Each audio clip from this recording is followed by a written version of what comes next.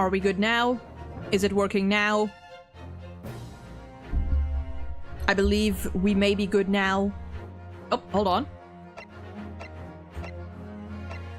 Hold on, hold on, pause, pause, pause.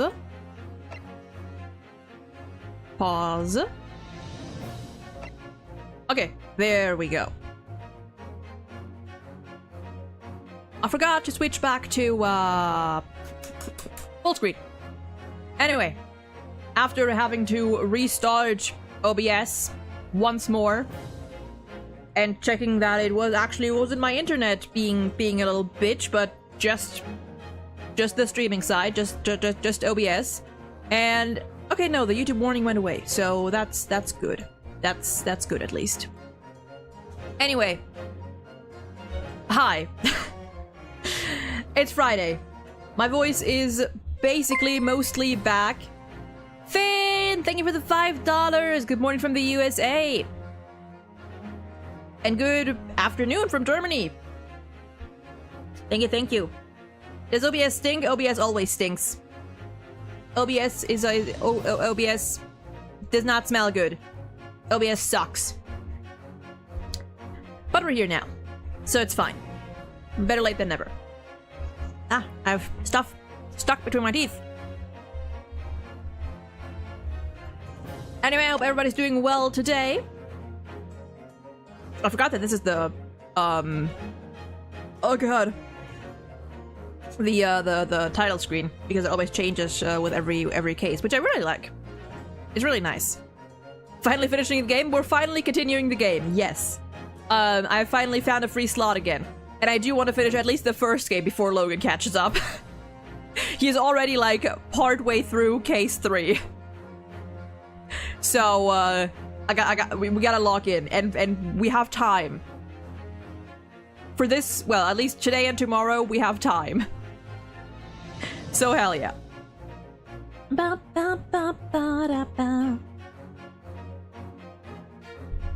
Like, it's not even that I like don't feel like continuing or I don't want to. It's just that like there's always other things, like either collabs or, you know, some kind of event, HSR patch drops and whatnot. So that's more so the problem. Is just finding time. We're loking the fuck in. I think we didn't even get far. We only got like 2-3, like part way through the. I'm assuming we were like maybe 2/3 through the investigation ish, possibly. Actually, well, I don't know, maybe. But I do remember where we stopped, which is right here. Haven't been playing much Ace Attorney, more like because it's the last game before I have to wait for Capcom to get their shit together. That is very fair. That is very valid. I'm gonna put the mic a little further away. I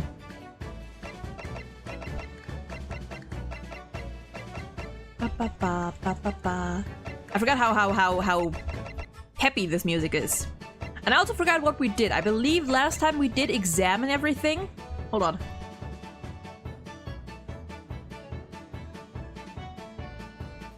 Is that gum or is that something stuck in my teeth? Ah, whatever. I believe we examined everything. Yeah, I think that's what we went through, but we didn't talk yet. Yes, we did not talk yet.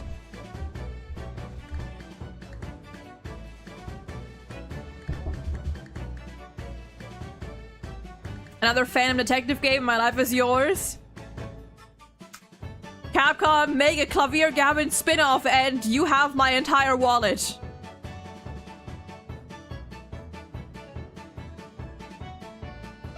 Honestly, I don't know why they don't do. I mean, profit, yada yada yada. But like, if they can give Miles 2, they can give the other prosecutors at least 1.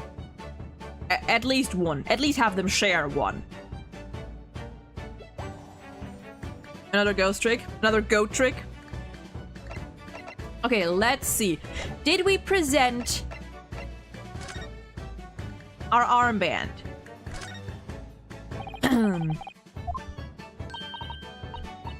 Oh, I think we may have. I think we may have. Yes. Yes. Yes, we did. Okay. Nope, we don't want to move. We haven't even talked to her yet. Oh god, now give me a second to get back into my British. It was you that we ran into yesterday, wasn't it? At the Old Bailey. Yes, that's right. You were ever so helpful. Thank you so much. Oh, no, not at all. I'm so sorry we couldn't have been more welcoming. Though at the time, we did have a rather large gun pointed at us. Yeah, that! Yeah, like that. I did hear that Ghost Trick is a really good game. I do want to get to it at some point.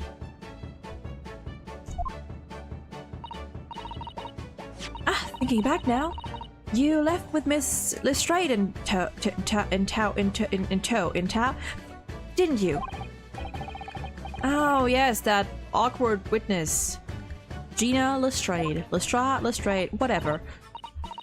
Oh, Jenny, yes, she's a professional pickpocket.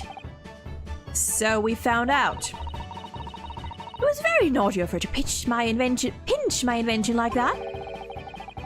Are you referring to that trial-disrupting gun-like contraption? Exactly. So I followed her, you see, to get it back. Perhaps I should think about fitting a self-destruct mechanism in my inventions. This girl is dangerous. You know what? If she's associated with Shomes, yeah, figures. Checks out. Anyway, I brought Guinea back here after that. So she could apologize to my trusty technician. Sorry, your technician? Hurley, of course, silly. Heard this new game called NTE, which is pretty much GTA, but with HSR character designs. With HSR character designs is, you know, it's just anime character designs. I'm not gonna, I was curious about it, but I'm not gonna play it because number one, I can already smell the male character neglect from here. Considering that they have like a dating-esque mechanic that, only works for the female characters, not for the male characters. The male ratio, like the male to female ratio is, from what I've seen, abysmal. There have been several Gen AI accusations. So I'm good. I'm good. Right now, there aren't many gacha games that I'm very optimistic about anyway. I am curious about Honkai Nexus. Rewinding Cadence is a game that I've had my eye on. And that's about it, because you can't trust, as a male character enjoyer, you cannot trust gacha games these days. Even Hoyo is a hit or miss. Lenny, how you doing? Welcome in.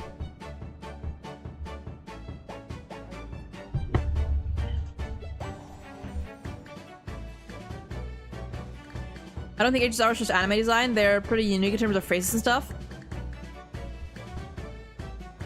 Yeah, like, I'm saying anime because, you know, it's the vibe. It's the aesthetic and whatnot.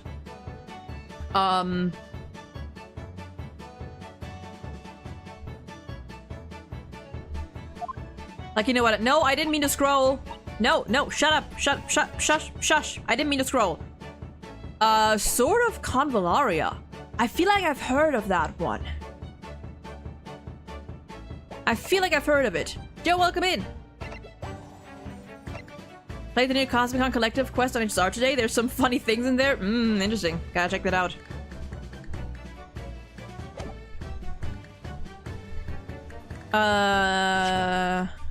Okay, just Hurley. Yes, Herlock! Herlock Shomes. We live here together. I had no idea the great detective had such an interesting young daughter. Well, yeah, daughter, assuming. Daughter? Not likely. What? wouldn't call him Hurley if he was my father, would I? Well then, what is your relationship with Mr. Sholmes? Petit Planet? Yeah, I saw that as well. Cozy game. I think they have the most balanced male-to-female ratio on gacha, save for maybe Fire Emblem Heroes. But I do not recommend that one. I have a friend that plays Heroes. Yeah. It's a game. I am interested in Fire Emblem though. At some point I do want to play Three Houses. You know what gacha game does have mostly male characters? No, Wally, feel free to enlighten us. Ananta, same male character issue from what I've seen. They haven't really seen a lot of men there. Pretty art, horrible balancing. Yeah, it's just like if a gacha game, if a new gacha game trailer does not have at least a 1 to 2 male to female ratio, I'm not even gonna bother, honestly. Because, like, at best, I'm gonna wait a couple months to a year to see how they do by then. And if they've strayed too far into the mainly female cast territory, then it's just not gonna be my thing. That's why I actually appreciate what's that game called? Mongol Stardive, something along those lines did, where they were just straight up, very transparent, just went, this is gonna be mainly a female cast. We don't plan on adding many male characters unless, like, the story demands it. And that's that. Like, can more games just do that? Just fucking make it clear from the get-go? Well, I expect you found out that lodgings of any kind in London are very expensive. Whoops. So, the solution is to share a cost with a partner. A roommate. Your roommates? Oh my god, they were roommates. Actually, how old is Iris? Do we know how old Iris is? 10. Never mind. Oh my god, they were platonic roommates. I highly recommend Engage too, but if you have to pick Three Houses or Engage, I'd pick Engage purely because it's more similar to other Fire Emblem games. I'm probably gonna go with Three Houses because it feels like it's more up like my alley gameplay-wise at least, and I feel like it's a decent introduction. And also because one of my mods and friends, Sunday, is like really into that game. Daughter-coded. Oh, damn, interesting. Hold on. Okay. I forgot Dimitri. Yeah, exactly. I hope you don't mind me asking, Iris, but how old are you? Oh, she just... okay. 10 at last this year. Well, what of your mother and father? Oh, no. They're not around. Oh, I see. I wonder what the story is there, but we're not gonna ask. Oh, yes. There's something I must ask you. Of course. Go ahead, Susie. I'm a very great fan of the adventures of Sherlock Holmes. God damn it. And... oh, you have a copy of Rand's magazine. Yes, I read every issue. It's delivered all the way to Japan on a ship. Oh, this is so exciting. My stories are being read on the other side of the world. My stories? Huh. The House is the most different of the franchise by far, and a lot of things that it has are engaged, but in a different way. Oh yeah, I just mean like the format. Maybe the Fire Emblem brand, just like the format of what I usually play. They're on 3DS with the MC named Cronus or whatever. Difficulty was kind of confusing. Dimitri is a DLC in Engage. Oh, interesting. That's right. Hurley is always solving such amazing cases, you see. And he tells me all about them. They really are quite fascinating. It'd be such a shame if I was the only one who ever heard them, don't you think? I see. I've heard of Awakening. Last night he was telling me all about a new case he just solved on a steamship traveling from a faraway land. So I was just in the middle of typing up the manuscript for the next issue before you came. So You are the author? Yes, I'll let you on a secret if you like.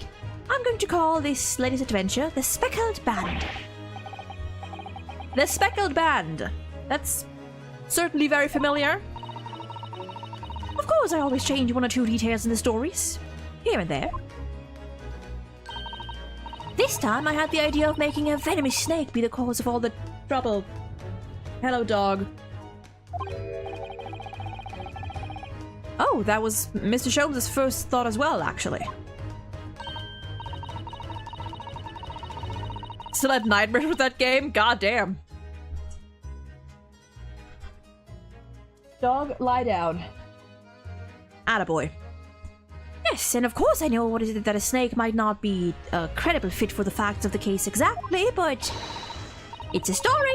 Some poetic license is justified to make it more thrilling, I think, don't you? So, do you mean to say, are the stories about Mr. Sholmes that are published in Rand's magazine all written by me? Yes, on my wonderful and very modern typewriter. But all the stories I've ever read are written by a doctor of medicine, Dr. John H. Wilson. Just getting more and more worked up. Ah, yes, that's me. Oh. I mean, my name really is Wilson.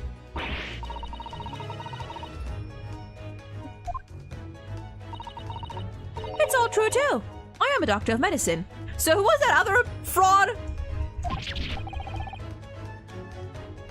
At 10 years old? At 10 years old.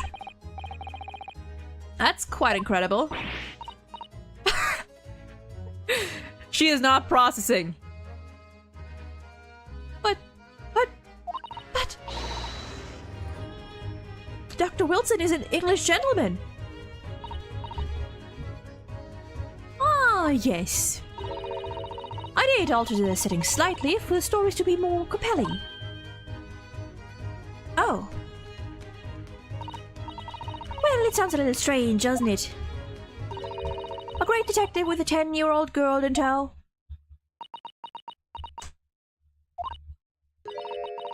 I suppose it does, yes. I mean, what's every Ace Attorney game been? A lawyer with an underage girl in tow. Coming along.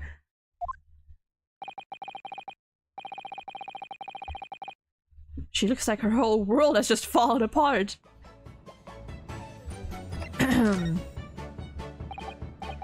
About before. Yes, what's on your mind, Rue? No, do tell me. How did you know that I was a lawyer and we just arrived in London, I mean? Yes. Oh, and that we have a difficult trial tomorrow. How did you know all of that? I assume someone told her. Or is she just smart? Please tell us how you did it. Explain every detail.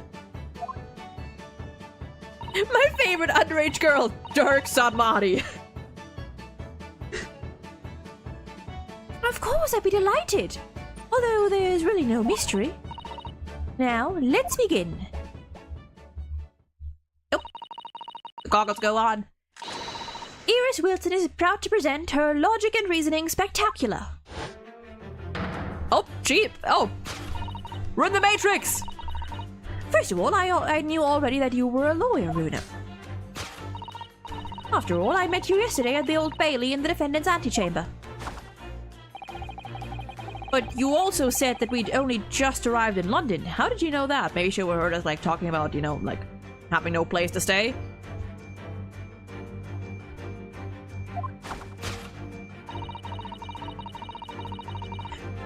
observed a passport and travel ticket protruding from your breast pocket. Oh. Checks out. Oh, dog is heading back downstairs, I believe. So I was reasonably confident that you must have only just arrived in the country. And on top of that, you accepted a case against that particular prosecutor, telling me you were unaware of London's court affairs. The Reaper of the Bailey. I walked right into that one, didn't I? Oh. Then I noticed a red ink stamp on the back of Susie's hand. You were given that when you visited the local prison to meet with the suspect, weren't you? Earlier today. Oh. I use those stamps to keep a close eye on comings and goings, you see. I didn't realize. And a red stamp is only used for people visiting foreign inmates. So that told me that even though you had only yesterday concluded the trial of Magnus McGilded, the two of you had already had cause to visit a foreign inmate at a local prison.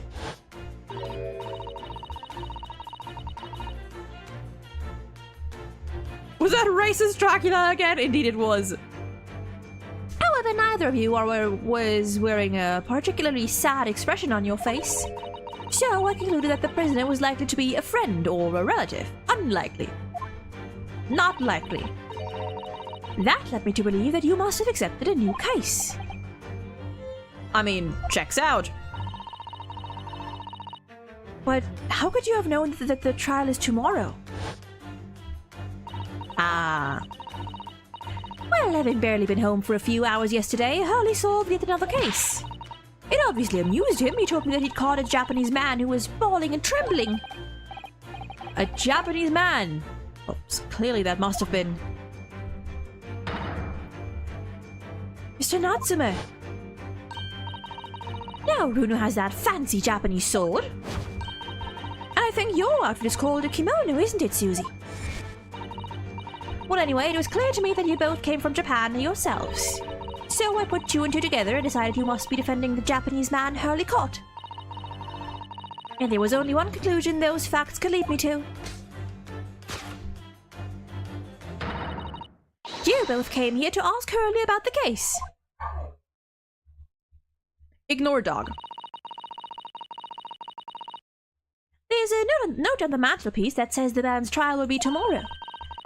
Hurley's always stabbing his notes with a knife, you know.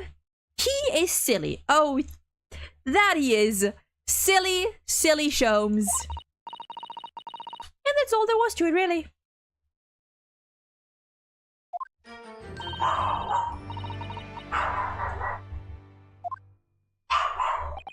Buddy. You hear him?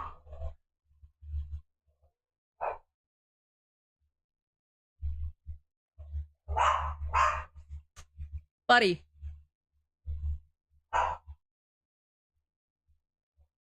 Doggo.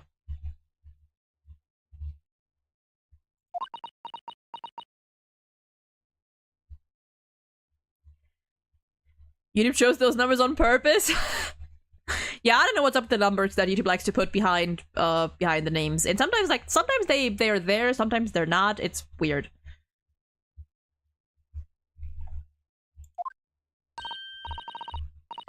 Well, was it a winner? Were my deductions correct? They were spot on. That was amazing, Iris. Truly a great deduction. You even managed to the certain something of Mr. Sholmes' delivery. Oh, well, I was just copying Hurley's style for that. This is really very good news. You could tell us all about the case involving the Japanese man. You will, won't you, Iris? Please. Hell yeah. So, yesterday, Mr. Sholmes apprehended a Japanese man, you were saying? Yes. Hurley had just arrived back in London after a sea voyage, but the police were waiting for him at the railway station to take him directly to the crime scene. Ah, the great detective is a popular man, it seems. Apparently a woman was stabbed on a quiet street somewhere in town. There were witnesses who had seen a short, shifty-looking, stooped man running away from the scene. A short, shifty-looking, stooped man. Mr. Natsume, beyond any doubt. Soseki-san said that he didn't see anybody else on the street at all. But it seems there were witnesses after all. Hurley used his great deductive powers to determine the man's address. There was a lodging room very nearby. He went directly there with the police, and what did they find? A short, shifty-looking, stooped man shivering in fear. Mr. Shone's great deduction certainly hit the mark that time. Of course it did. He's a great detective. Still, that means the incident occurred only 2 days ago. Surely tomorrow is too soon for the trial, isn't it? Definitely. We have no time to investigate properly. Hurley says that London is rife with crime. Oh. Scotland Yard is doing its best, but they can't stay on top of it, apparently. Oh dear. I hadn't realized the situation was so dire. I wonder if the real Natsume is kind of like this. Good question, maybe. I haven't read up on him. I've only seen his name mentioned in 2 franchises now. Bungo Stray Dogs and this game.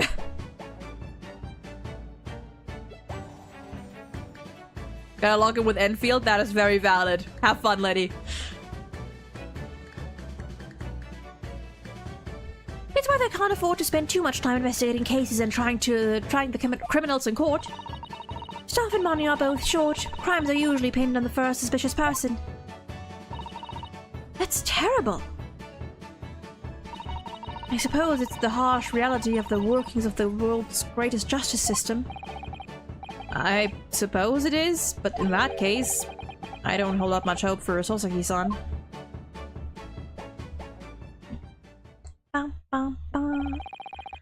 Thank you for answering so many of our questions, Iris. This has been very informative. Oh, you're most welcome. I've had so much fun. Do you happen to know where Mr. Sholmes is at the moment? As you guessed, we'd like to ask him some questions about this case as well. Ah, well. I expect Hurley is still investigating the scene. Of the case involving Mr. Natsume, you mean? Yes, Mr. Natsume? Hurley said he was going to the man's lodgings. If you leave now, you'll probably catch him there. Iris, do you know where those lodgings are? Well, I imagine the police are still investigating the scene of the crime themselves, aren't they? Did you happen to come across a detective by the name of Gregson when you were there? Sure did. We know Inspector Gregson. Ah, goody in that case. Give Gregsy this for me, would you? If you do that, I'm sure he'll tell you what you want to know. What is this? A 5-shilling piece and a postcard, it seems. Okay. It reads, "Tell the gentleman in black whatever he wants to know. I trust that won't be a problem." Gosh, this will make the inspector help us, well, won't it? Have you seen Iris' original character design? I don't think I have, no. I think there's a concept art section or like a gallery section in this bundle though. So we'll check that out. We'll check that out at some point later. Well, thank you, Iris. We'll give it a try. Good luck then. I'm going to return to writing my manuscript, The Speckled Band. I'll be making more special blends of tea, so come back again soon. I'd be delighted. Thank you so much, Iris. Sometimes I say Iris, sometimes I say Iris. Whatever sticks. Well, Mr. Naruhodo, it's back to the scene of the crime. Alright. So, somewhat dubious that they would exert any influence over the men of Scotland Yard at all. Oh, that was like narrating, okay. Somewhat dubious. We headed back to the scene with Iris's curious note and one of the world's heaviest silver coins in hand. Are we gonna get a to be continued here? Really? Oh, really? Well, if I had known that.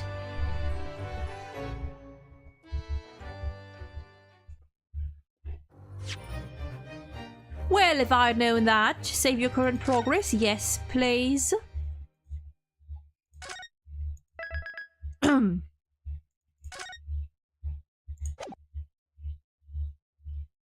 Oh god.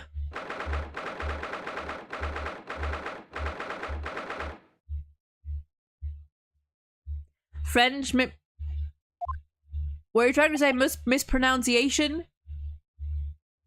I think that went a little awry.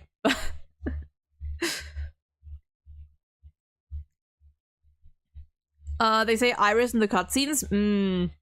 Well, I am playing on with JP voiceover, but it looks as though the police are still here, carrying on with their investigation. And it would make sense, you know, British, Irish.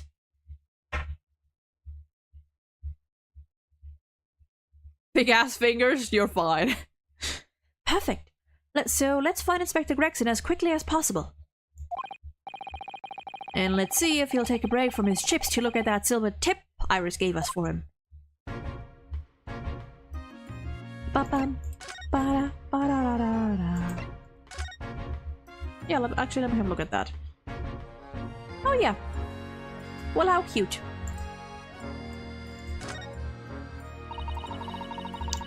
Let me skim through. You can train a Scotland Yard detective to do whatever you want with just a single one. The most powerful 10-year-old in the world. I'm sorry, have you met... Well, she's not 10 anymore. Well, she's not even born now. But have you met Pearl Fay? Well, she was 9. Whatever. Probably nothing about all the chips. Fair enough. That's greasy.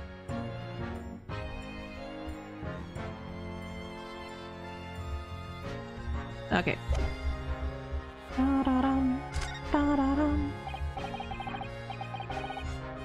Inspector Gregson, do you have a moment? You have big ass fingers, I have shitty YouTube censorship. True.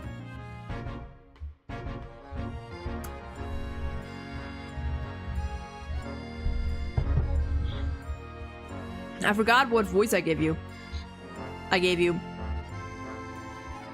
I'm sorry to say I don't. I'm a very busy man. Much too busy to talk to a pair of foreign gadabouts, that's for sure. We have these for you. A present from Miss Iris Wilson. What? For me? From her ladyship? Her ladyship? Give that here at once! Come on, hand it over. That's for me. Don't wait for me to give it to you, will you?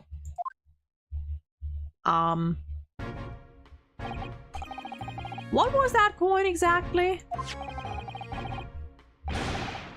Most English accent ever? Blimey! It's a silver crown, obviously, but it's a lot more than that. It's an appearance fee, that's what it is. An appearance fee? Oh, I see. You mean... That's right, for the adventures of Sherlock Holmes. Her ladyship always offers me a little financial reward for featuring me every time. Yes, of course. I know all about your exploits, Inspector. I read them avidly. Of course, her using my name without my say-so does make me the butt of a lot of unpleasant jokes, but still. I am sorry, Inspector. That must be difficult for you. Never you mind that. So, what do you want to know then, eh? Sorry? Tell the gentleman in black whatever he wants to know. I trust there won't be a problem, it says. Well, obviously it's not a problem. Go on, fire away. What do you want to know? If you jump into the River Thames from London, you will meet Big the Buddha from hit wrestling manga Kinnikuman, and then you'll lose every trial ever because Big the Buddha fucking sucks. Well, good thing we don't plan to on jumping into any rivers anytime soon. But then again, this is Phoenix Wright's ancestors, so you never know. Well, if you wouldn't mind, Inspector. Isn't actually pronounced as... Is it Thomas? Thomies? Thames? Thomas? Tums? Thames? We'd very much like to know the address of Mr. Natsume's lodgings. Ah, that little knife-wielding mustache Japanese fellow. He lives right in a right old over. He's just over there, look. Is it the place? Yep. On the first floor of that house on the corner with that wreck of a bicycle propped up. That is nearby indeed. Thames? Hell yeah. If I remember rightly, the landlord is Mr. John Garrideb. Right, well. If you see her again, you make sure you give her ladyship my regards, you hear? I mean it! You tell her that Gregson sends his very best wishes! Don't worry, Inspector, we will. Goodbye for now then, and long live her ladyship!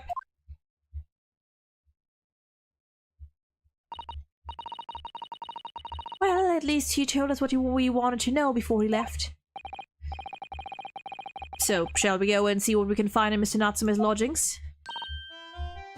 Never thought I would hear the sounds of laughing in British accent. Oh yeah. I feel like British and Australian names are like that. There's some that are not pronounced as you would think from an outsider's perspective. A new location has been added. Wabam.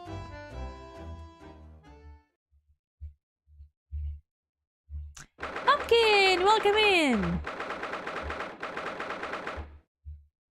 That's a place. Is that an apron over there? Oh, yep, sure is. May I help you? Ah, yes. Would this be the residence of Mr. John Garrideb?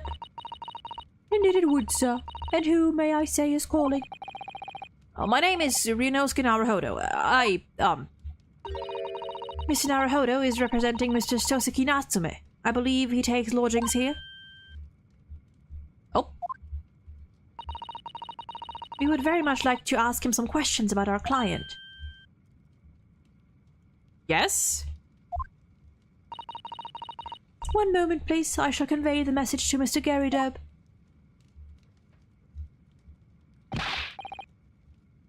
Did you see that, Mrs. Uttle? That was a real live English maid, honey. I know. As I understand it, anyone of standing in English society employs a number of household staff. But that was the first time I've ever seen one in the flesh. Oh, this day keeps getting better. It certainly feels like we've really arrived now, doesn't it? We need only meet a butler and the experience will be complete. Where's Nova? Butler mention. Well, I'm not sure if I go that far, but I understand the sentiment. Thank you for waiting. Mr. Garrideb will see you now. This way. Hey, buddy. Can I examine first? Oh, I need to examine you. Okay, so...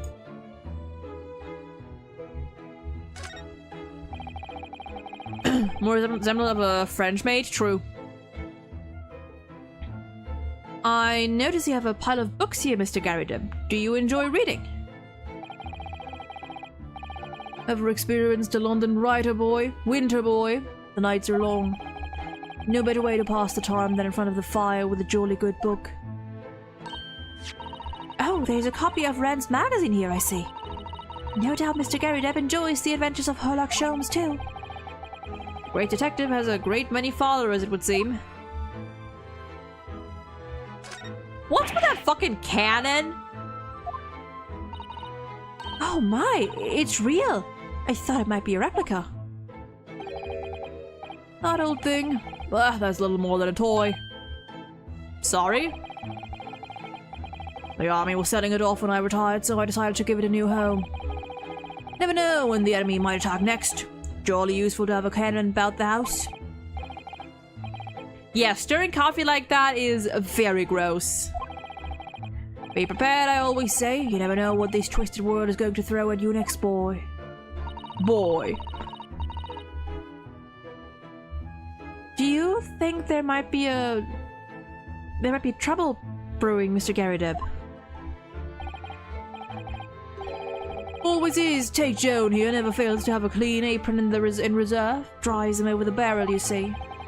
They dry very well on the cannon there, Joan tells me. Which rather proves my point, I feel. It's been reduced to a drying rack. No wonder the huge cannon looks like it's hanging its head in shame.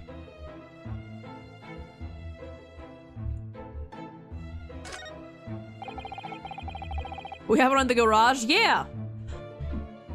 Tobacco in your coffee and coffee in your tobacco. Legit thought that that's how rich people stir their coffee. Listen, it's not about the enjoyment, it's not about the taste, it's about the flex.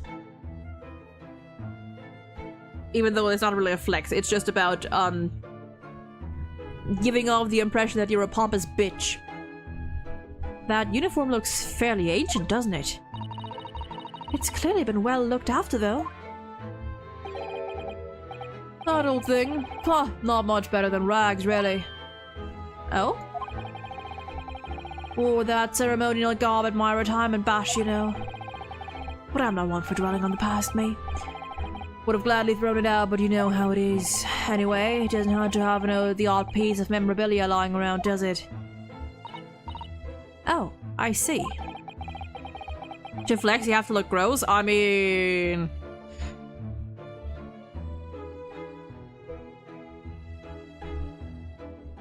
Perhaps we should leave the past in the past, truly. Medal.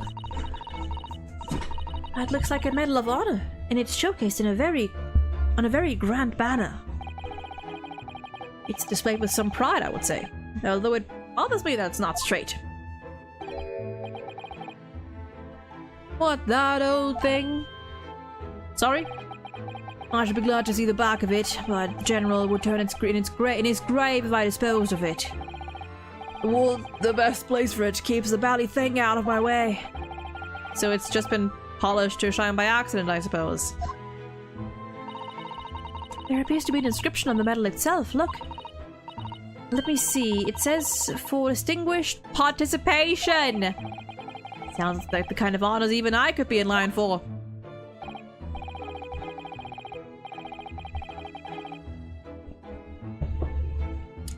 Well, one doesn't like to blow one's own trumpet, but I was given that for my time in the army. Can't measure an officer by the number of medals to his name, of course. Common knowledge in military circles. Okay. Oh. I'm gonna wait because that last one might just trigger a conversation with them. That portrait of Mr. Garrett is glaring at me, I swear. Have you noticed that all the little frames contain photographic prints of Mr. Garrett as well? Yes, and there seems to be a statue of a lion on the mantelpiece as well. Oh yes, seemed to come back from the local pawnbroker with that little trinket. Seemed to come back? What do you mean?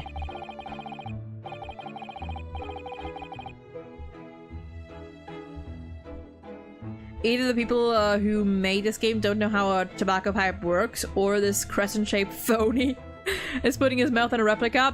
Both could be the case. Also crescent-shaped, yeah. He is rather crescent-shaped, isn't he?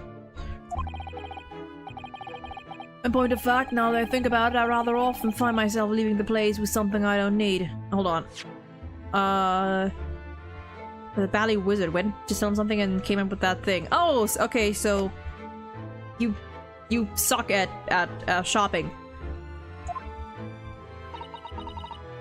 The lion ornament certainly does seem surplus to requirements. She doesn't pull her punches. Or her throws, for that matter.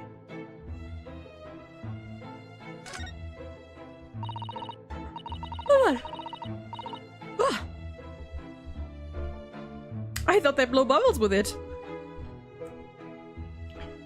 Look at that enormous screen. It must have been put there deliberately, surely. It certainly seems like someone's trying to hide something from view.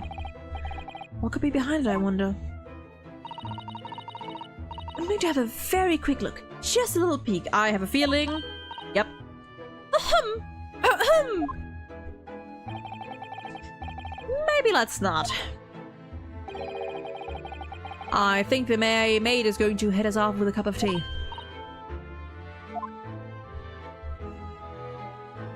My eye. What's that at the bottom? Is that a candle? I cannot tell.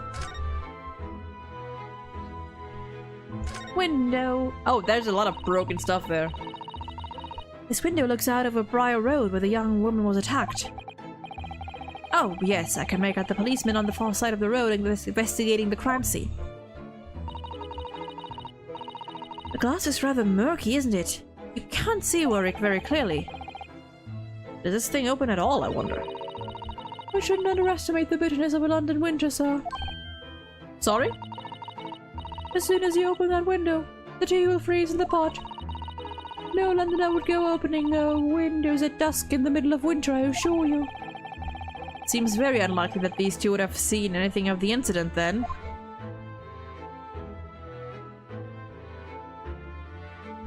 I have something in my eye, I believe.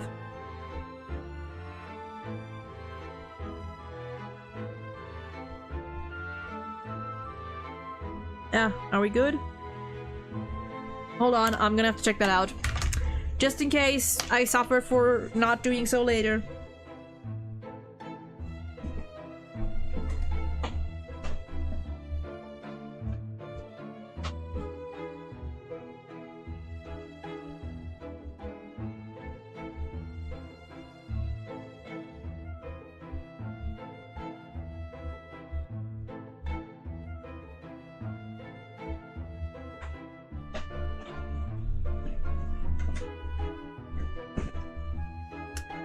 Okay.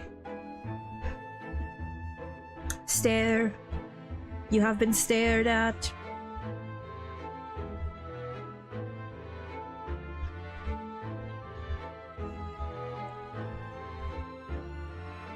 Oh, my glasses. I forgot my glasses. There we go.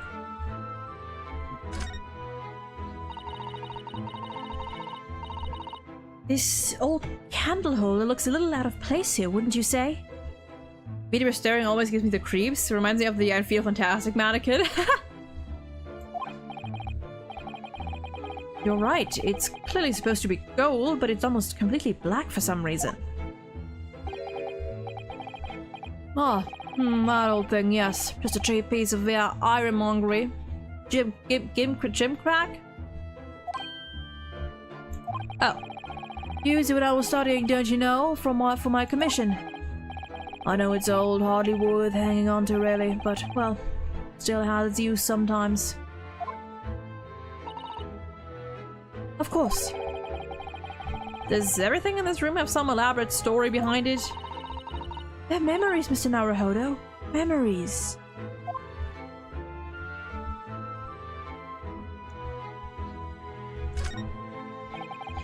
Look at this crockery on display here. It's rather unusual, isn't... Hold on.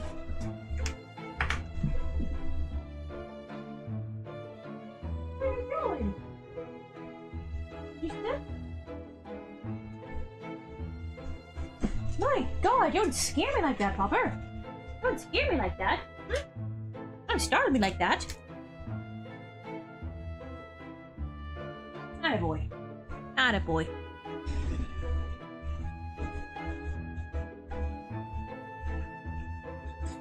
How much are you willing to bet this old fuck does opiates because you know 19th century London? I wouldn't be surprised.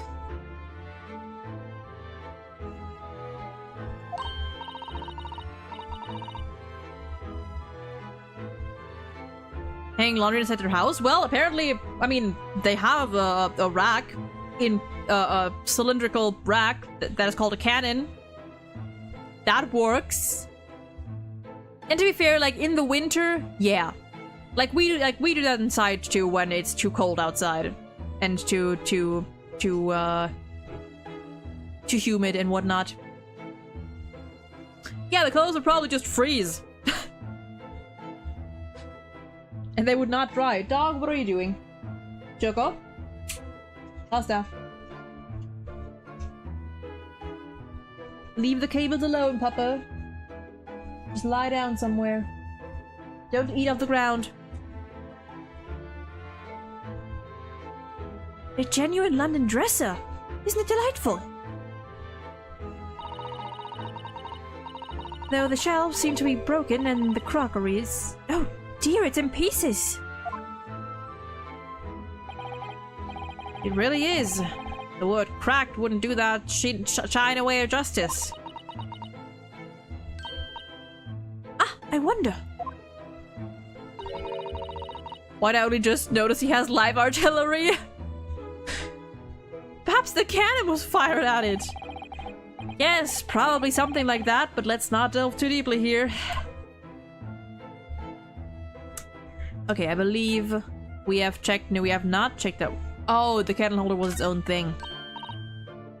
Oh, look! What a wonderful collection of cakes lined up on that gleaming silver cake stand. Lined up? It looks more like someone has half demolished them to me.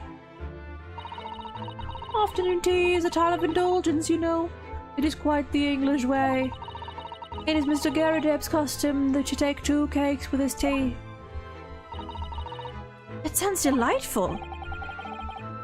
Oh, wait a minute though. There are at least 10 cakes on this cake stand. Well, naturally. And it would never do to waste the leftovers. So whenever Mr. Garrideb doesn't eat, I say to myself, Joan, you shall have to tidy up. How magnanimous of you. I mean, hey, at least they're not wasting food. Good for them. Good for them. Although long term, yikes. Okay, now let's actually speak. Good day to you, John Garrideb at your service. Pleased to meet you, sir. This is Ryunosuke Naruhodo. He's a defense lawyer. Do excuse me not getting up. Took a shot to the knee a few years back in the Battle of Maiwin, don't you know? Maywin? My whatever. Earned a medal for my pains, but had to withdraw from service. Handed over the reins to the up-and-comer. Why do I feel like this guy's full of shit? So he's a retired soldier. It's a hell of a job getting up and downstairs, now I can tell you. Don't get out much, as you can imagine. It's quite a climb up here to the 2nd floor, isn't it? I was panting at the top of the stairs. You really must take more exercise, Mr. Naruhodo. I have no idea why it's just you, Mania. I don't know.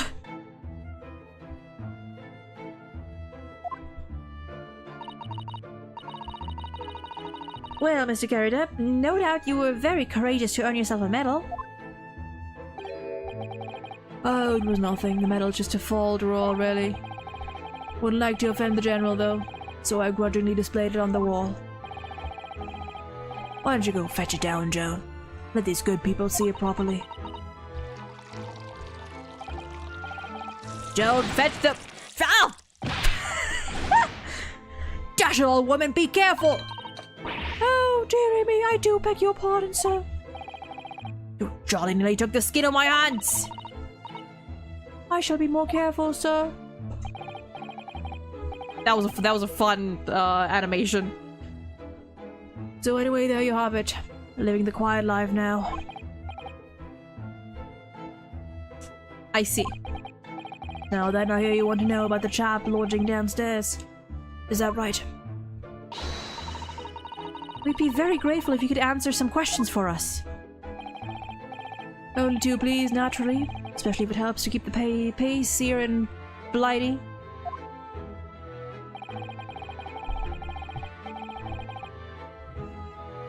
We forge alliance with the I feel like I have to give this guy a different voice because, like, this is kind of taking a toll on my vocal cords. It strains my voice a little too much. We forged an alliance with the Empire of Japan recently, as I'm sure you're aware. So this case is very much in the public eye, as it were. Is it? We even had some famous detective poking around, you know. In this old house, would you believe? Mr. Harlock Sholmes. Could have been. Didn't catch the chap's name. Not really my cup of tea. All that detective business. Oh, but you have a copy of Rand's magazine here, so... No. Anyway, Anyway, the chap's investigating the foreigner's room as we speak. Alright. It's a bally nuisance is what it is. The whole neighborhood's twitching its curtains now. I don't like all this fuss. It's truly unsettling.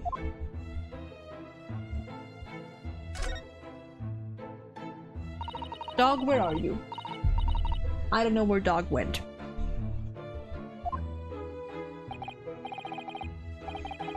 Ah, yes, the Japanese chap only been lodging here for a week. Just 1 week? So he moved in very recently then. I have 2 lodges most of the time. One on the ground floor and one just below us. The first floor room became available a week ago, you see. They've been... Dash it all, Joan, do be careful! Oh my goodness, I'm terribly sorry, sir. If you want to know my opinion, I thought he was a shady sort from the moment I set eyes on him. Slap. She's cute. Oh, why? He seemed to have a most nervous disposition, always shaking and looking over his shoulder. Yeah, I think that's called paranoia. The man had shady written across his sweat-soaked brow, if you ask me. I said to myself, Joan, that man is trouble.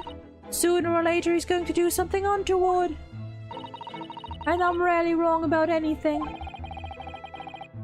We won't be calling this maid as a witness, that's for sure.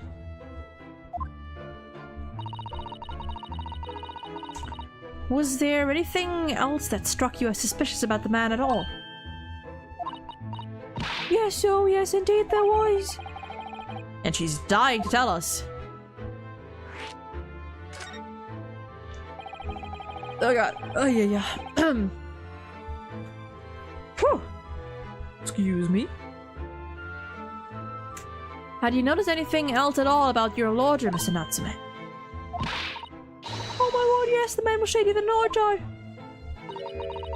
Could you elaborate? Well, take the man's room, absolutely stuffed full of books. It is more than anyone could ever read. And he ever so much passes the time of day with another living soul. Never. Never does. I haven't seen a single visitor call. Oh my god, yeah, oh my god, yeah, sun and moon! She's the sun, he's the moon!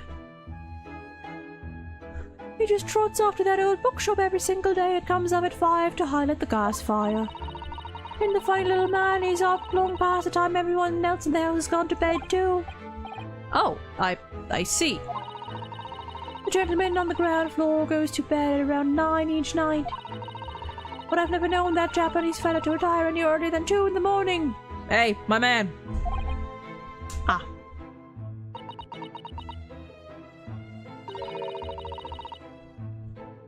I mean, could be jet lag.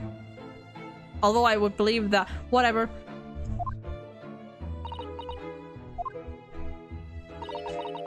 How do you know so much about Mr. Natsume's routine? I mean, she is his maid. But also... I understood that neither of the lodgers live on this floor of the house. Is that correct? Oh, not so, sorry. I was asking. Sorry. I was thinking about the Yaradeb.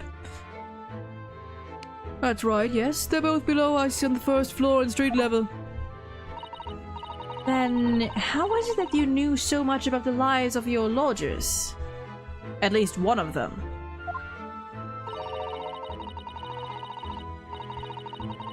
The precise times that they come back in the evening, for example. Even the times they go to bed.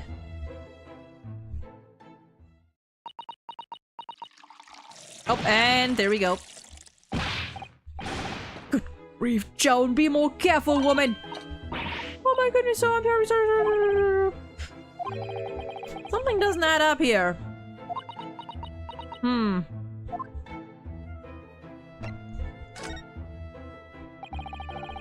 It seems that the incident took place at around 5 in the evening.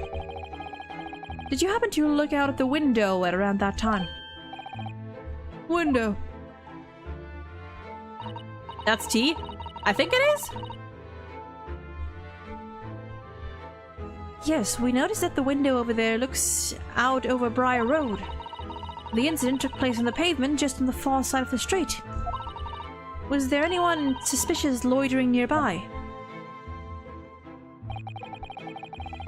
5 o'clock is dinner time on the Garadab household, so I'm afraid I don't remember seeing anything. How about you, Joan? No, sir, it would have been dusk outside already at that hour. And with the fog as well, I should think it would have been quite impossible to see the other side of the road. I see. Did you notice anything else out of the ordinary then? Such as? Anything at all, even if it seems unrelated. Well, yes? Was there something then? Well, it's nothing particularly significant, but around that sort of time there! For the love of God, Joan, watch what you're doing! Oh, dear me, what about that officer, sir? Right, anyway. Mr. Narrow Hollow, you know what? Close enough. Yes? I have an exceedingly good memory, and as far as I remember, nothing of any significance took place here at this hour. Nothing at all. Interesting how she's been...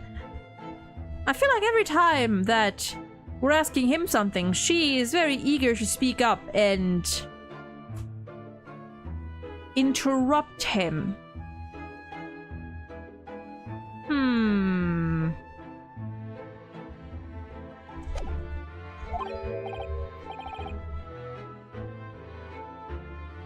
Mr. Garadeb?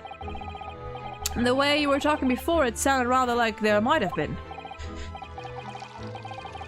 Put the fucking cup down, bro! What is the matter with you, woman? Begging your pardon, sir. Nothing happened. Yes, quite. I don't trust you guys! Nothing happened. We sat down to a quiet, uneventful meal. Joan. That's right, Mr. Garadell. What is the matter with these two? That feels too trope like the butler did it. I mean, you know? You gotta have one of those. It sounds like something happened here in this room on the evening of the incident, but what?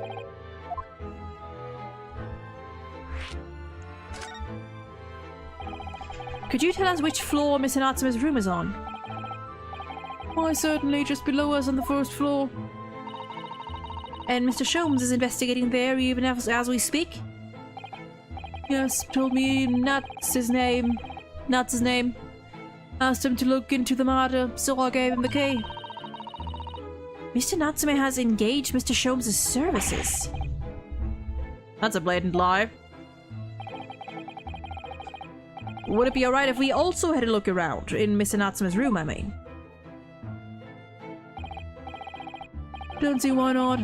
Just down one flight of stairs.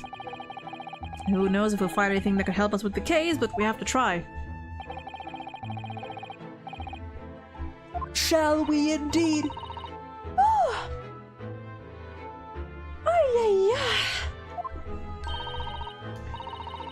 Yes, speak with Sholmes again.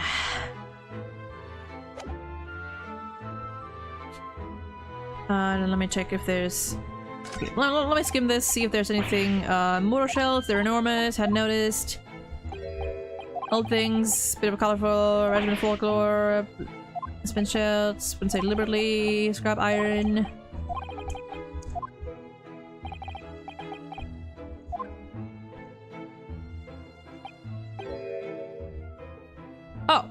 Oh, ow.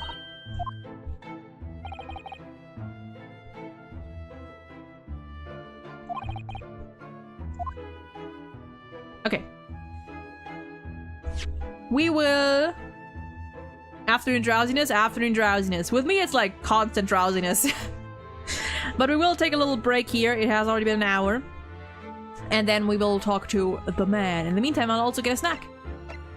So, 10 to 15 minutes, and then we will continue.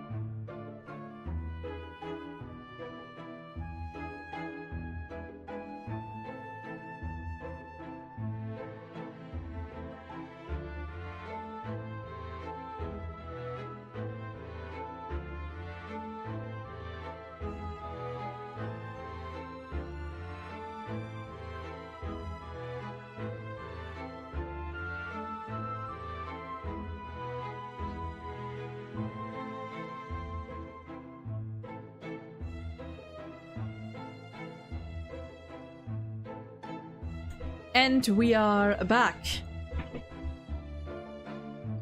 Bum, bum, bum, bum, bum. Let us continue. I do have a sort of time limit that is approximately 1.5 hours. So we'll see how far we can get today. Let's see. Go back. Move. New location. Man, let me refill my water. Oh my god. Cat!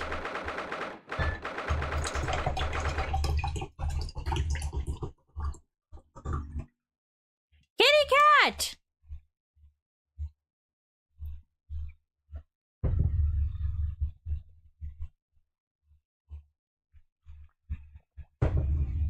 Just saw the best thing on the HSR Reddit, by the way. Someone cosplayed Scott level 999. That is beautiful. Does it blow up? Mine does. What, your cat? Are those calicos? Like is that a calico pattern? But like, are those exact, like, is that breed just like associated with Natsume Soseki? Because, I guess minor spoilers, the Natsume Soseki in Bungo Stray Dogs also is represented by this breed of cat. And also this reminds me of not quite, but Yanko Sensei in Natsume Jincho with the protagonist that's also called Natsume. So I guess there's that. The timer. Oh.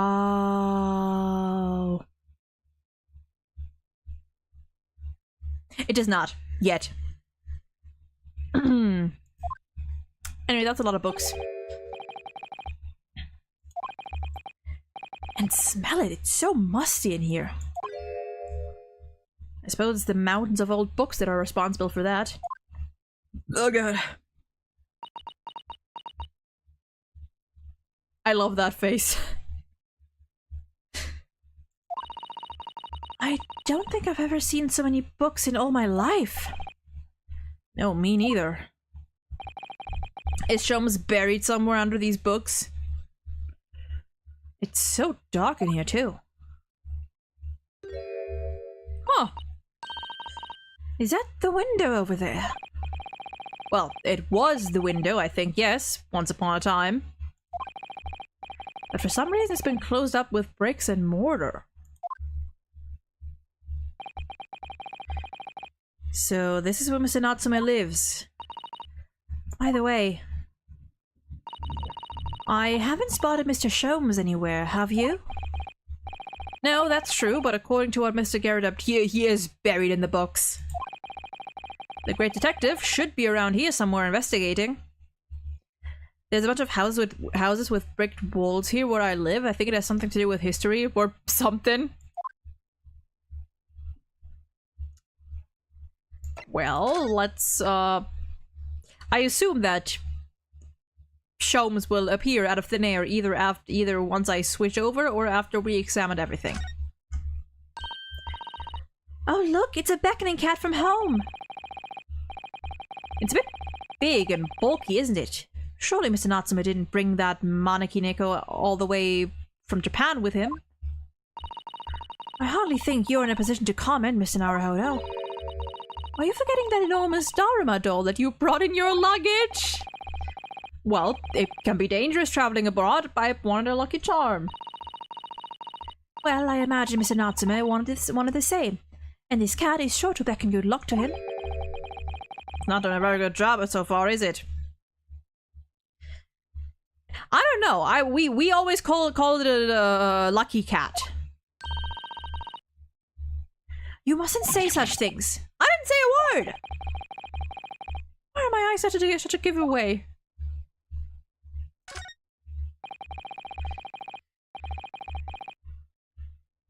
Look at all those books stacked up there. They almost reach the ceiling. They're all works of English literature, and they all smell so musty. With this volume of books to hand, you'd never be short of reading material, would you? No, what a dreamy idea. A bad dream, maybe. For me, at least. Damn. Inosuke does not like reading. Mind you, I don't imagine the book that's at the bottom of the pile now will ever be read again. Ah, so reading it is an experience that comes but once in a lifetime.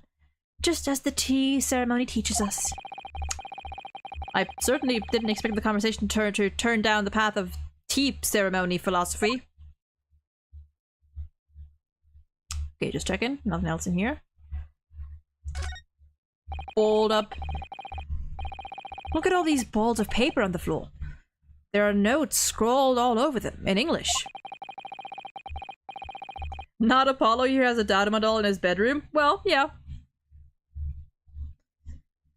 Looks like the waste paper basket is full. They've just fallen out. So full they've just fallen out. I think Mr. Natsume must have been deeply immersed in his research, don't you? Or deeply averse to tidying up his mess.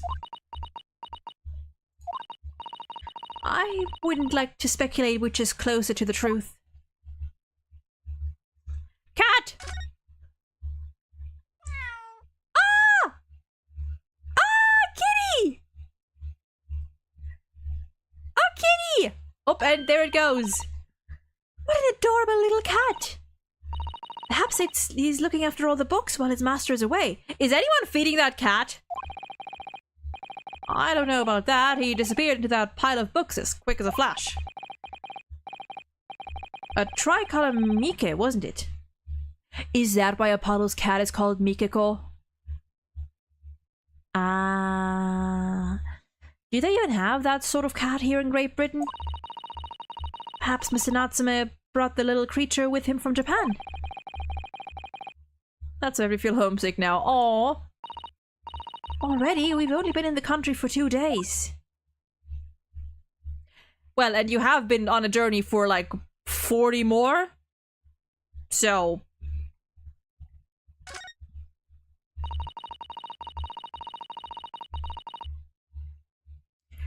That desk seems to be wedged into a crevasse between the mountains of books on either side.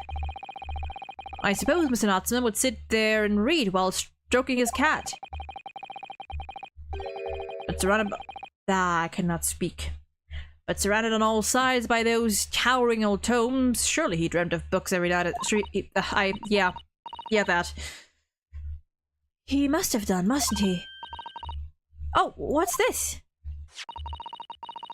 It's a receipt from a second-hand bookshop. Your books.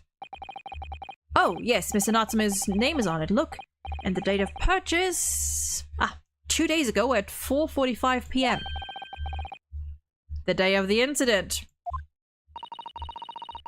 That's just a short while before he was embroiled in the terrible attack. He must have been on his way back from buying some old books.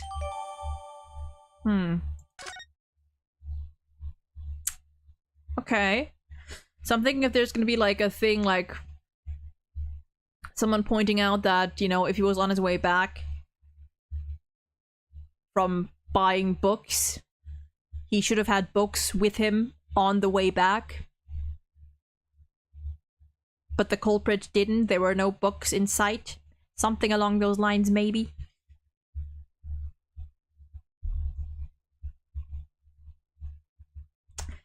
Alright, now...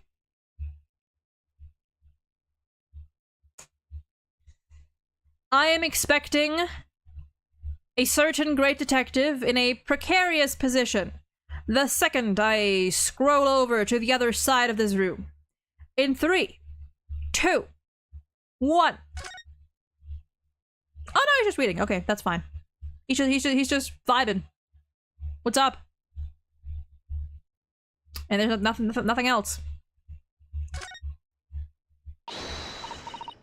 Look, Mr. Naruhodo. Aha!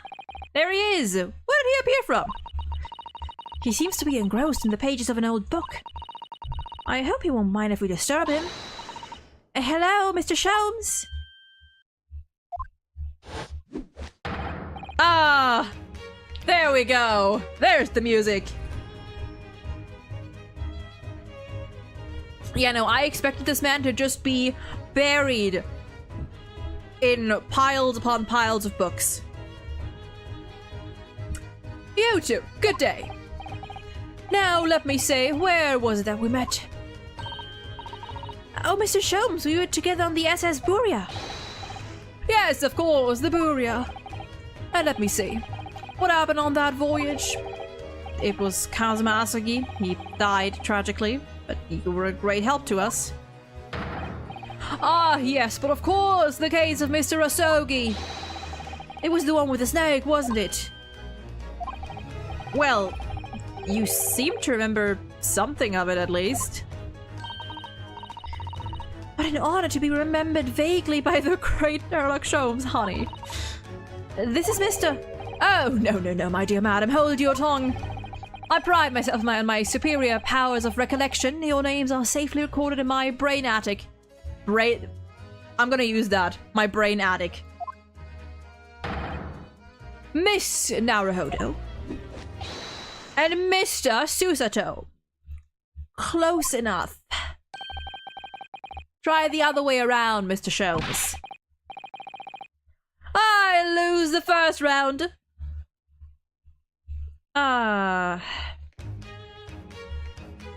Distinctly remember Sholmes singing some cursed song.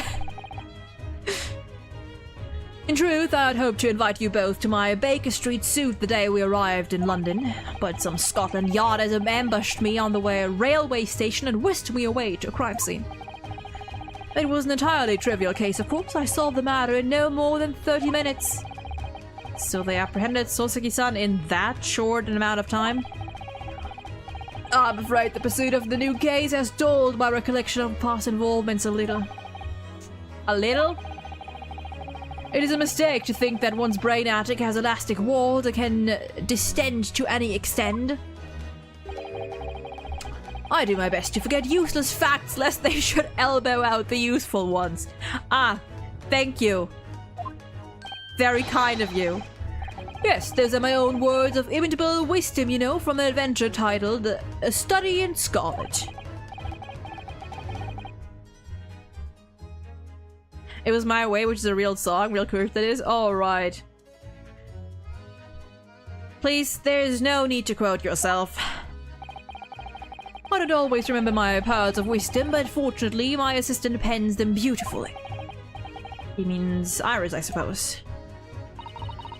Mr. Sholmes, we have some extremely important questions to ask you about the trivial case you just mentioned. Goodness, what an earnest expression. My dear madam, I should be only too pleased. And this murky room is an apt place to discuss the murky case. First things first, let me present things to you. Nope. Let me present things to you. £3!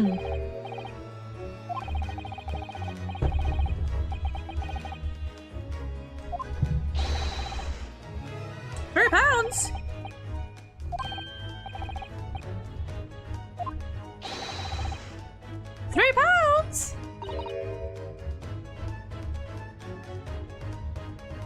He has his eye on an expensive copy of the complete works of Shakespeare.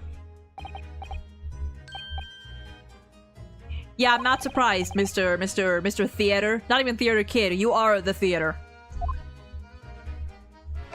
What if we show the... Oh, we don't have the note from Iris anymore. Ah, the receipt for the books our stooped Japanese friend purchased. I uncovered that yesterday morning. A marvelous find, wouldn't you agree? Oh, yes. The work of a truly great detective. What a scatterbrained individual he must be to have left it behind. Curiously, there was no mention of this publication on the receipt. Odd when you consider how fascinating it is. You mean not everyone in London buys Rand's magazine every time they visit a shop? Yes, odd indeed. Oh, Mr. Sholmes, how expertly you slipped that into the conversation. Ah, I'm glad you agree. Detective stories can be great works of literature too, my dear fellow. Right. He reminds me of Reagan. Yes. Oh, yes. This man absolutely gives Reagan energy.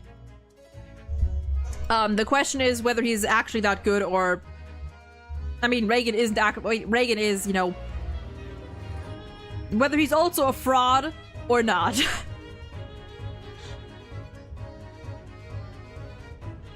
We know this to be the lodgings of a Japanese foreign student by the name of Soseki Natsume.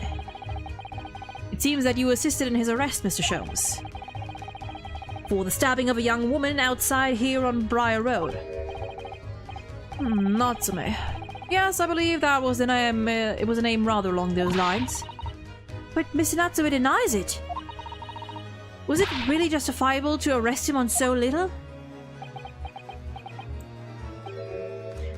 I'm sorry, Miss Susato, but I have not the slightest idea what you mean. Oh, what?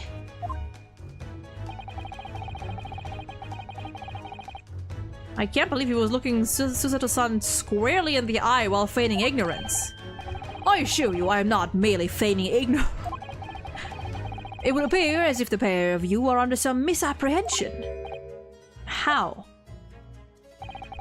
I assure you I have no recollection of accusing your stooped compatriot of the crime. Again with this?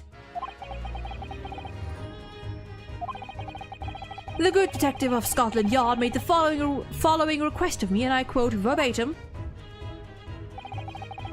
Reagan is good with superpowers whenever he has it? Well, yeah. Once in a blue moon. We need you to ascertain the identity and whereabouts of a man fleeing the crime scene. A man seen fleeing. There were a number of books scattered on the pavement at the fuck. From the book plates, I was quickly able to determine the bookshop from which they had been purchased. On speaking with the proprietor, I was immediately led to this address. Elementary, wouldn't you say? I believe there is a receipt around here somewhere from the... Yep, we got that already. So, you don't think Mr. Natsume is the culprit then? That I could not tell you. But it was aggravating my faculties. Hence why I returned here. However, this place is in such a trove of fascinating books, I found myself quite lost in bibliophily. Do not be deceived into believing that I am a man of leisure. No, no, no. Oh dear. Mr. Garadeb.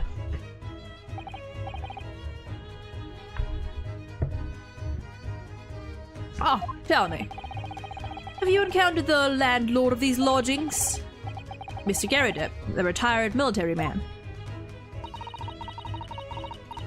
It was the first time I've ever met a soldier from the great British institution that is the services. And it was the first time I've ever met a maid from the great British institution that is service.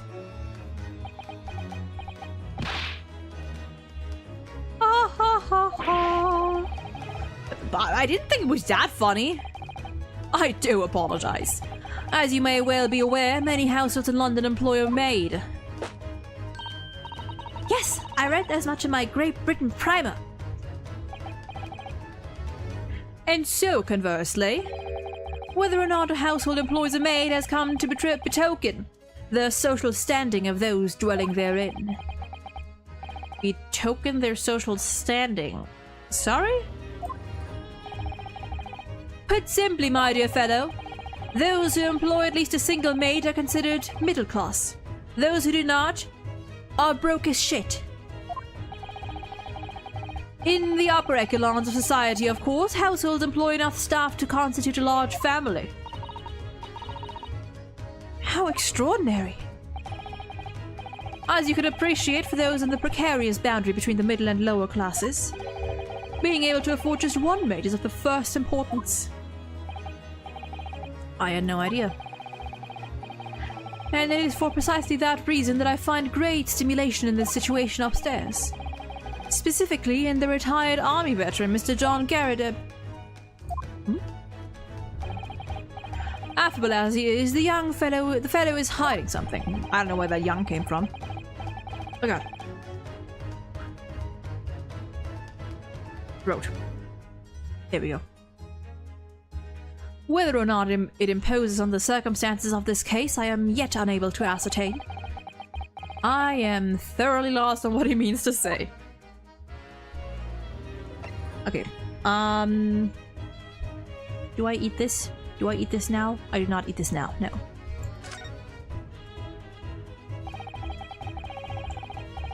This room is thoroughly suffocating for the soul, my dear fellow. I assure you, any man whose lot is to dwell in a place such as this will stab somebody sooner or later. Mr. Natsume has stabbed no one. Oh, but sooner or later, as I said. He didn't say right now or 2 days ago. I don't believe that's the issue here. About this dark little room, Mr. Sholmes. Why is there no longer a window? Do you have any idea? No window? Well, I mean, I can clearly see that there is a window of sorts. But it's been completely blocked with bricks. Ah, I see. The answer to that question is quite simple. Window tax. Window tax? They put taxes on windows now? Surely not a tax on windows. Precisely that. Is that a thing? Was that a thing? Were window taxes a thing? Until relatively recently, a tax was levied on households in this country by the number of their windows. That is so weird.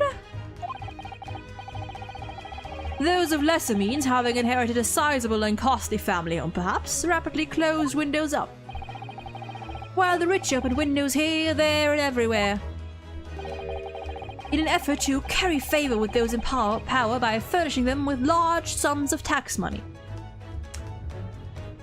Interesting. So the guy upstairs can afford a maid, but not a window.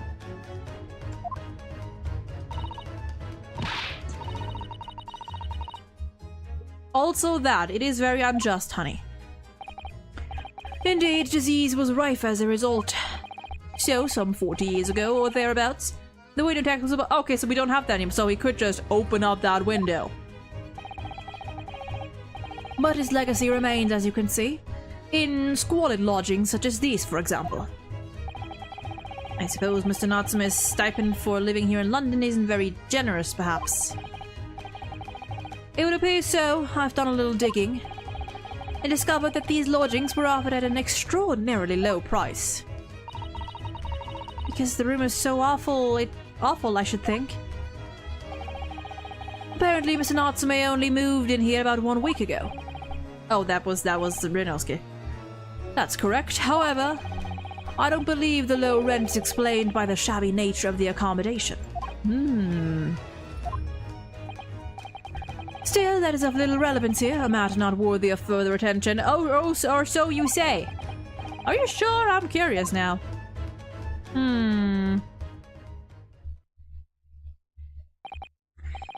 Well, I believe I've— oh, my Wi-Fi just dipped entirely? Is that it?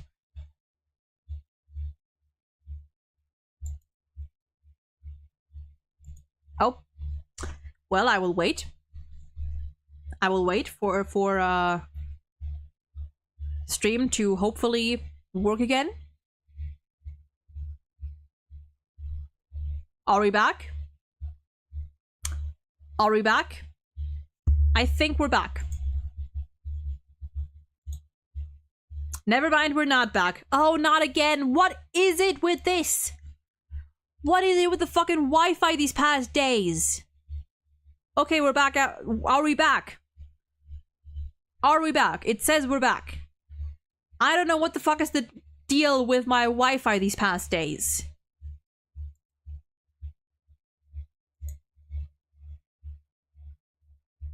I think we're back.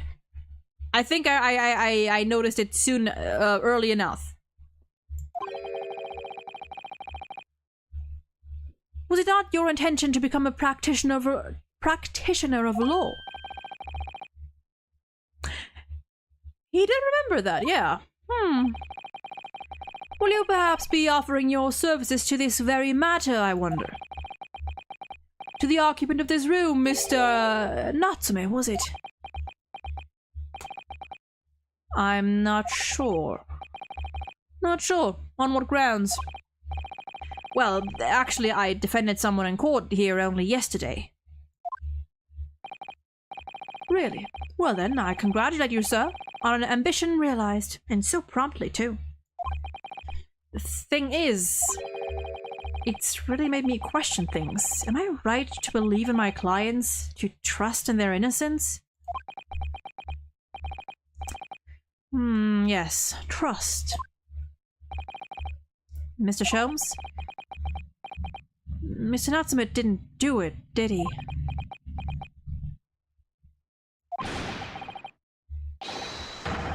My dear fellow, I haven't the first idea! Of course you don't. Or so you say. I don't know whether to believe you in anything you say and or do. Well, but I thought that's why you were here. Didn't you come back to investigate? Ah, yes, that was indeed my initial intention. But there are simply too many fascinating books here. I couldn't possibly ignore them. I see. Nevertheless, there are two facts that I can state quite unequivocally. The man who fled the scene of the crime 2 days ago was the Japanese occupant of this room, and there are witnesses who swear on having seen the same man commit the crime. That is all I can say. Seems like Mr. Natsume is not too innocent. Good one. Oh, and one more thing. What is it? I cannot say with any certainty whether or not it is of relevance to this case, but I am quite sure that the retired army man who owns this property is hiding something. Okay, so we're on the same page here. Mr. Sholmes says that before, actually, didn't he? Anyway, at present, that is really all that plays on my mind in relation to this case. Mr. Naruhodo? As yet, our investigations have uncovered nothing that could help establish Mr. Natsume's innocence. No, you're right. Perhaps it's time we probed a little deeper into Mr. Garadeb's secret. Just remember, I cannot be sure whether the landlord's secret will prove to be of relevance or not. But I wish you every success, of course, Mr. Naruhodo. Thank you. Busy man indeed. He's gone back to his book in the corner of the room. Is he still there? There he is.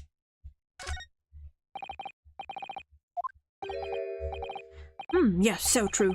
To be or not to be? That is indeed the question, Mr. Naruhodo. To be or not to be brushed off, that is the question, and the answer is all too clear. Let's leave Mr. Sholmes in peace, shall we? That was fun.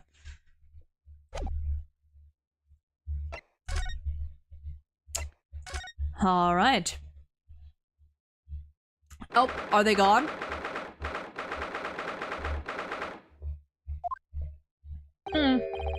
Never mind.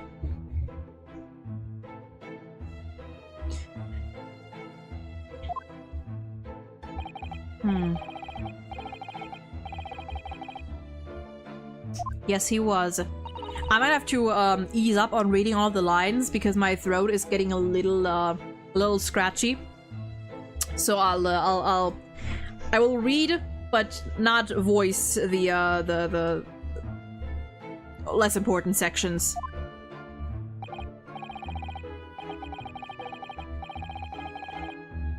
You've said he is in his element, truly. Jolly good show. Who said that again? Good show, jolly good show.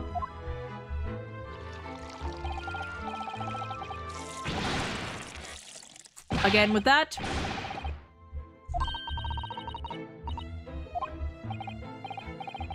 Uh-huh.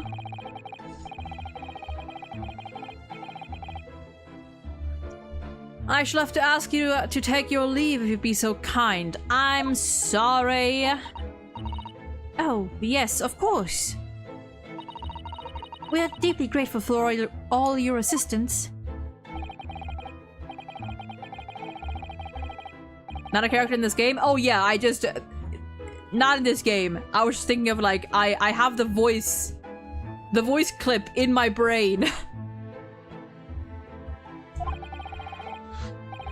Best of luck and all that. According to Mr. Sholmes, Mr. Garrett is hiding something. And since no other avenues of investigation seem open to us at the moment, perhaps we should do some digging. Let's see. Miss Natsu's room, Sholmes' suite. Maybe? Never mind, Iris is gone. Let's go Briar Road. Never mind. Let's go to prison. Oh yeah, talk to Natsume about the landlord.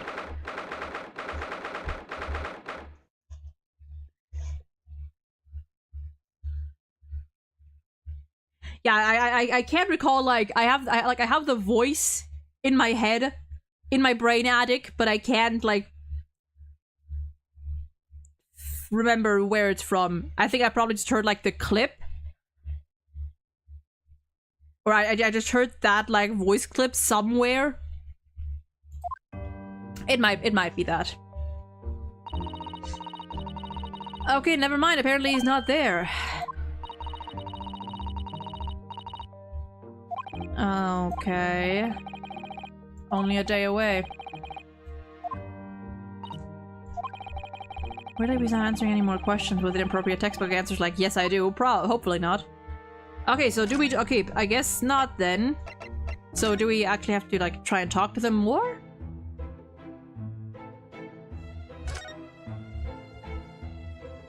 No.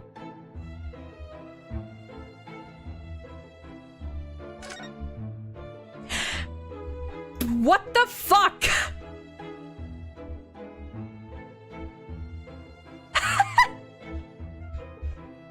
Brother!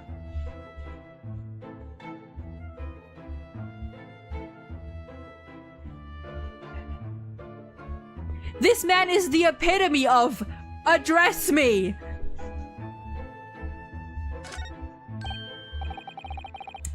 What's he doing over there?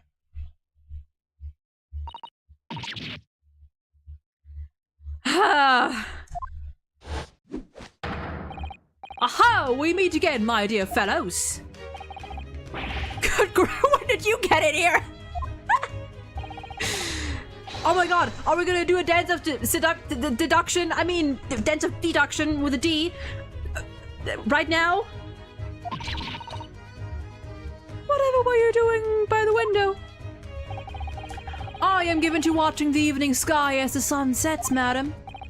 Yet sadly, cheerful as the room downstairs undoubtedly is, it lacks an aperture for such observation.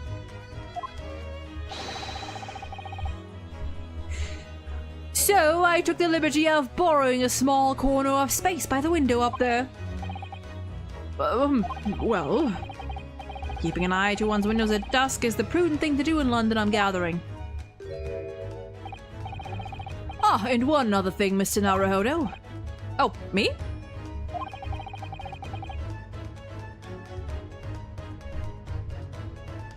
I would like to see it end of sit-down Rama. I thought perhaps you might be in need of a certain great detective's great mind. Always. I didn't expect to be going through that again so soon. Oh, you know you love it. Your inner theater kid is overjoyed. There is a mighty secret in this modest room. My eyes see even the most trivial of trifles. I take it you're prepared, Mr. Naruhodo. I think so. There is just time enough for one of my greatly admired great deductions. Let us conclude the matter before dark. I love them. Mr. Garrideb, Though it would seem you are a military man of considerably distinguished service, your standing as a landlord is most certainly not what one might call first-rate. I'm afraid, sir, that it is all too clear to me. There are two conclusions I've been able to draw by careful observation of your living arrangements. I beg your pardon? The first is that even as we speak, you are concealing the presence of a ferocious beast in your care. And we're gonna have to set him straight again. As a result of the beast's violent rampage, you have lost something very dear to you.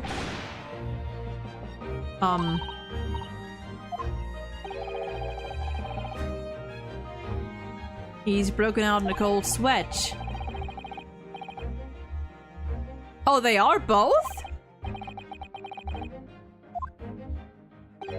The cat stole something from him. How could I possibly know? You mean to inquire? The answer couldn't be simpler, sir. For in the dense jungle of logic and reasoning, I am the king of beasts. That was so cheesy. And I know only too well that wild beasts are not easily tamed. So, shall we begin? Once again, Harlock Sholmes is proud to present his logic and reasoning spectacular. Okay, let's fucking go.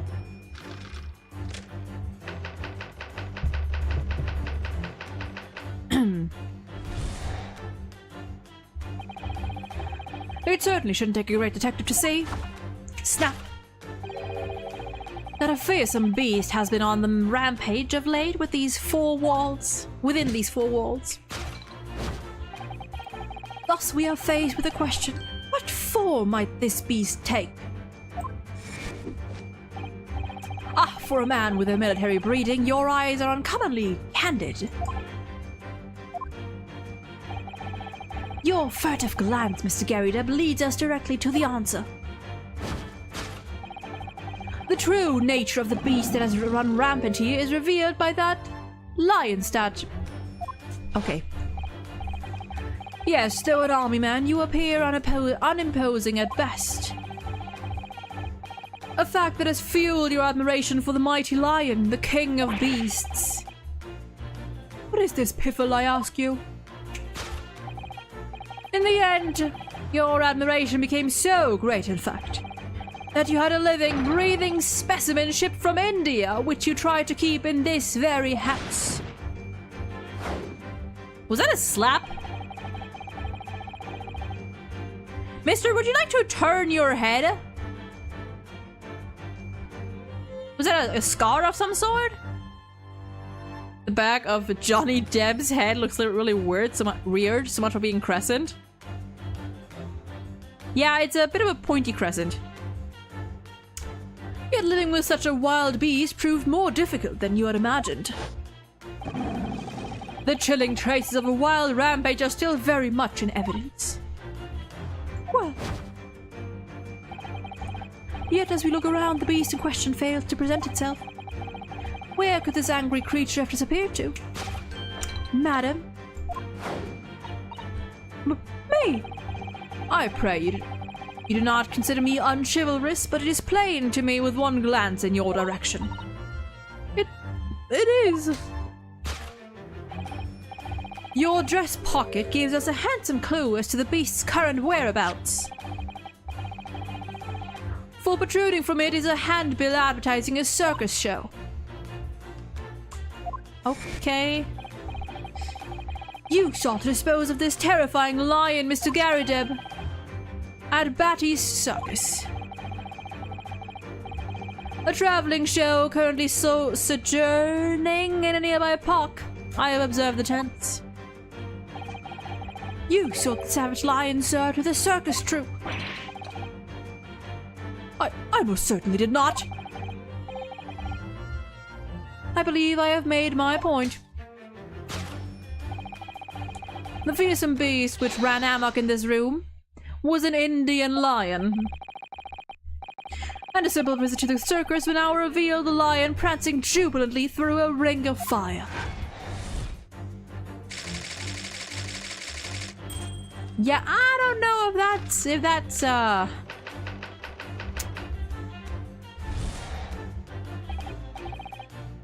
don't know if that's it. Now, Mr. Garrideb, it is plainly clear that you still have deep feelings for this formidable beast. Indeed, in that blithe pose, the distress this loss has caused you is veritably tangible. Your head weighs heavy on your shoulders, the pain you feel being revealed by that supporting arm. And amid fits of tears, you let your beloved beast go. The strain of losing something so dear to you is clearly visible in your visage. Nonsense, man. Oh, yeah, that does look like a scar of some kind. Or a print, I guess. It was the elephant, for goodness sake. No, that's him. He is the elephant. He's the big address me elephant. But what we must now ask ourselves is the true cause of this pain. And we need only follow the direction of your gaze to find the answer. Yes, it is this pile of bills that has given rise to the pain you suffer. Every employee contains another demand for payment. On envelope, not employee. For cartloads of meat, potatoes, wheat, and tea. Indeed, feeding your beloved has had a devastating impact on the financial circumstances of your household. Oh, Blaze, how you doing? Welcome, welcome, and everybody. We are currently playing the Great Ace Attorney. Case 4. So if you don't want to be spoiled, then feel free to we're not going to continue for a while. For a little bit. Objection? Objection. I do have an objection redeem that I believe now should work as intended. IRS in the big 18th century? But how are we doing? What were you up to?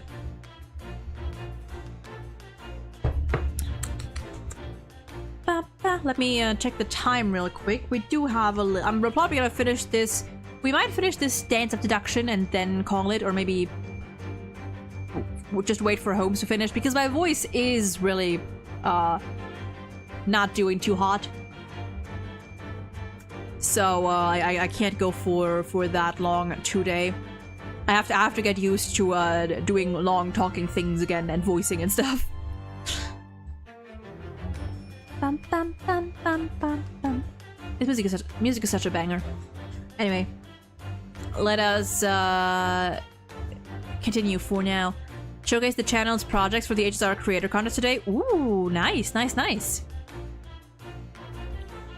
Bum, bum, bum, bum, bum. And so, you had no choice but to let it go. Let it go. Let it go. Yes, well, Now, in a final fit of rage, the ferocious beast carried out one last unimaginable attack. Unimaginable?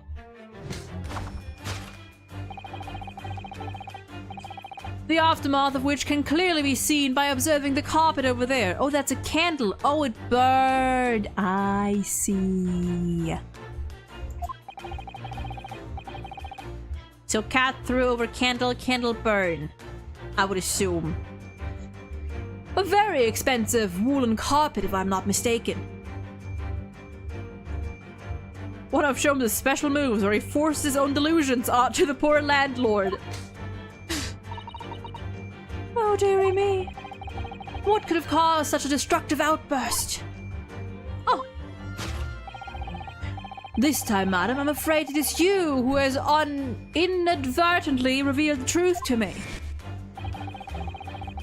Your wandering eye has settled upon the answer very neatly indeed. Sir.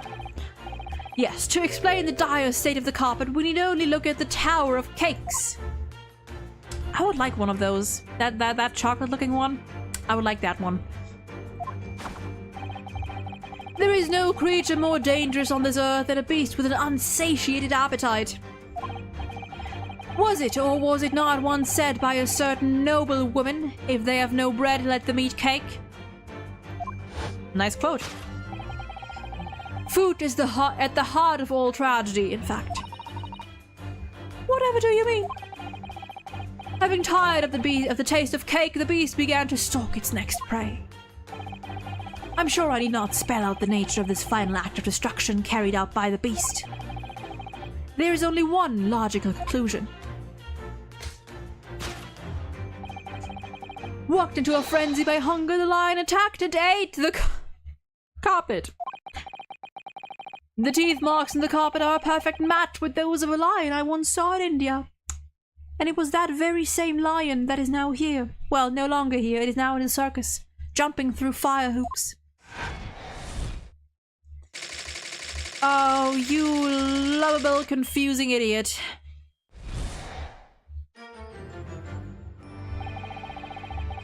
Thus concedes Sherlock Holmes' great deduction of this beastly puzzle.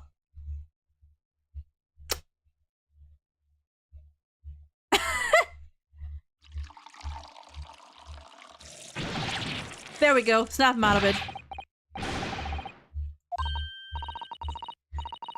I'm afraid I didn't notice.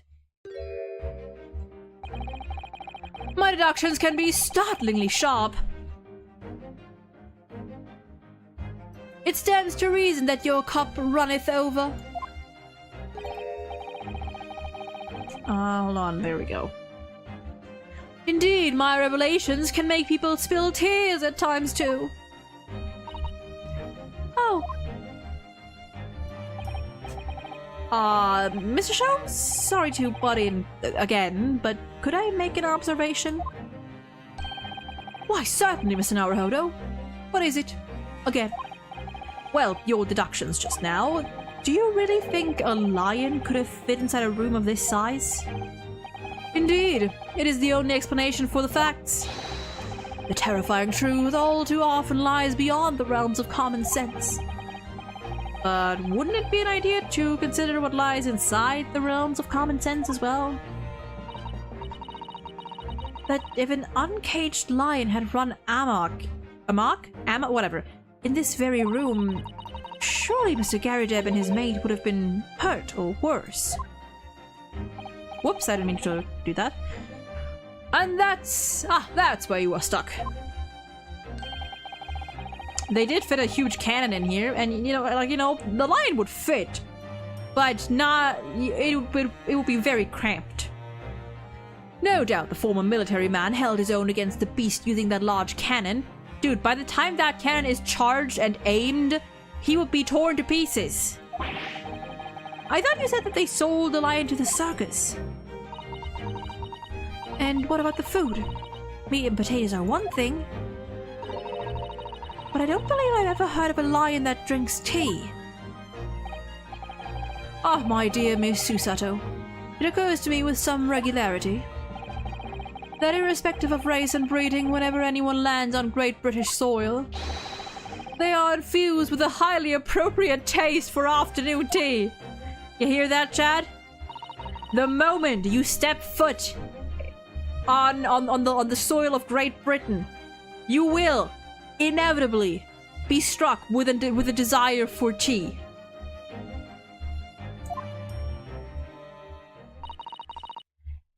Well then, Mr. Naruhodo, it's your turn to shine again. I had a feeling that was coming. A slight massage, that's all Mr. Sholmes' deductions need. You can do it. Excellent, I've been waiting for my trusty partner in deduction to step forward, Mr. Naruhodo. We don't even know yet whether or not this is going to help with Mr. Natsume's case. Still, uncovering the truth is always worthwhile, whatever the motivation. Attaboy. At least that's what I want to believe. Let us start again. From the beginning. Of Sherlock Holmes' logic and reasoning spectacular. Course correction. Bum, bum, bum, ba-da, bum. Okay, I hate to cut this short, but my voice really is at its limit. I don't think I can do it. Like, it's already hurting, and I don't think I can do more. I could do more like proper voice acting like this. But we will be back we will be back tomorrow. We will continue this tomorrow. Anyway, regardless of short stream, I do thank you guys for being here today, and I hope you enjoy yourselves. We'll probably be back tomorrow with more, and we'll be starting right off with our dance of deduction, with our dance of seductive deduction, and yeah. I hope you enjoyed yourselves today, and I wish all of you a lovely rest of your day, night, whatever time it is for you. Go check out or consider checking out at least, the Twitch, the YouTube, the Twitter, the Blue Sky, the Patreon if you like anime reactions. And I'll see you guys tomorrow. Yeah. Bye-bye. Take care. Bye.